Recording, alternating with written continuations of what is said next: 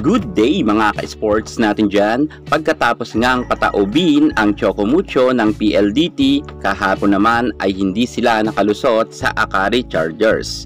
Akari Chargers talagang mas pinatindi ang opensa at depensa kung saan nga tinunaw nila ang Choco Mucho. Hindi naman ganoon kalakasan ang nasabi nating Akari, pero pagdating sa 5th set, talo nga ang Choco. Sa 5th set ay medyo inalat nga ang nasabi nating Titans. Kung tutuusin, maganda naman ang naging galawa ng Choco Mucho sapagkat lumaban naman sila ng husto kahit wala ngang Sisi Rondina. Gayunpaman, hindi talaga sila pinalusot ng import ng Akari. Grabe naman kasi talaga itong si Oli Ocaro, nagpakawala nga ng 33 attack points at may 2 blocks pa siya and 3 aces. Sa depensa at opensa ay talagang matinik pala itong si Ocaro. Kung kaya talagang hindi dito mananalo ang Titans, kahit sabihin natin na veterana na rin ang mga nasa Choco Mucho. Talagang hindi pa talaga nila siguro panahon para makapasok nga sa PVL Reinforced Conference sa Final 4. Pero meron pa naman mga natitirang laban ang Choco Mucho at hihintayin natin baka doon makabawi sila. Ngunit maraming ngang mga netizen na naniniwala na mahina na ang Choco Mucho at malabo nga silang makapasok nga sa finale. Ngunit aalamin natin kung saan ba nagkulang ang Choco Mucho, bakit lagi silang talo sa games. Pero bago ang lahat, subscribe ka muna, i-click ang ating notification bell para lagi kang updated sa lahat ng issue sa volleyball. Susunod na!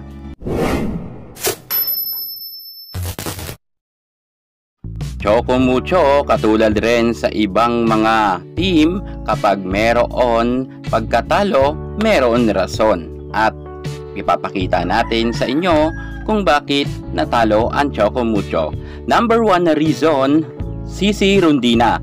Ang kanilang star player Darna outside spikers. Nawala kasi ang Darna ng Choco Mucho na si Sisi Rondina. Kung kaya malaking kawalan talaga ito para sa Choco Mucho. Noon nga ay madalas ngang magalit ang mga fans ng Choco Mucho kapag sinasabihan na umaasa lang ang Titans kay Sisi Rondina. Pero ngayon, aminin man sa hindi ng mga fans ng Choco Mucho, ay talagang napakalaking kawalan nga si Sisi Rondina. Matapos ngang umalis si Sisi Rondina dahil nasa Alas Pilipinas ito, hindi muna siya makakabalik sa Choco Mucho. Talagang nangamote ngayon pagdating sa games ang nasabi nating Titans. Kahit sabihin natin na reinforce ito at meron silang magaling na import, wala pa rin itong nagawa. Dahil mas malakas pa nga raw si Sisi Rondina sa import ng Choco Mucho. Yan ngayon ang usap-usapan ng mga netizen. Number 2 na dahilan kung bakit sila natalo. Mga middle blocker ng Choco Mucho, Maika Ortiz and Madi Madayag. Bagamat ang dalawang ito ay veterana na pagdating nga sa middle blocker posisyon at marami na rin napatunayan pagdating sa larangan sa volleyball, ngunit nang laban nga nila kontra sa Akari Chargers ay hindi nga lumabas ang kanilang power. Si Maika Ortiz at si Madi Madayag ay hindi nga naka-double digit. Sayang lang kasi dahil hindi sila masyado nga nakaporma sa laban nila kontra sa Akari.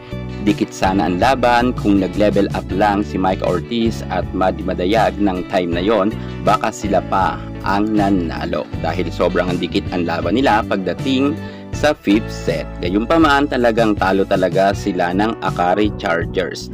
At bukod nga kay Sisi Rondina, nawala rin ang kanilang star player na si Cherry Nunag, ang kanilang middle blocker rin na magaling. Gayunpaman, ganun talaga sa competition, may mananalo at may matatalo. At may mga time talaga na aalatin ka. Speaking sa inalat, hindi naman natin sinasabi na inalat siya, ngunit mababa talaga ang naiambag nga ni Kathleen Tino dahil pumuntos lamang ito ng 4 points. Ayon nga sa tally sheet ng Choco Mucho, 4 na puntos lang ang naitala ni Kathleen Tino.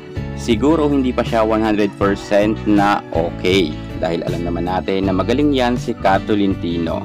Gayunpaman, talagang hindi umubra muna itong sikat kung kaya inilabas nga ito. At si Manabat naman ay umariba rin naman siya dahil nagkaroon nga siya ng 16 points. Number 5 na dahilan, walang iba kundi ang tinuturo nga ng mga netizen ang import ng Choco Mucho, si Zoe Faki.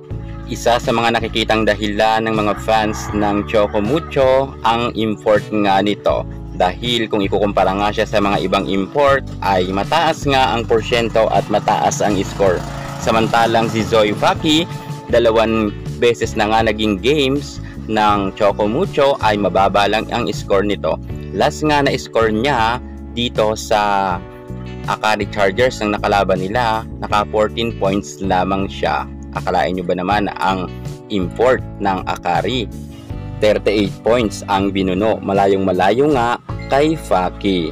At kung tutuusin, dapat siya nga asahan dahil import nga, ngunit si Manabat pa ang naging top scorer nila.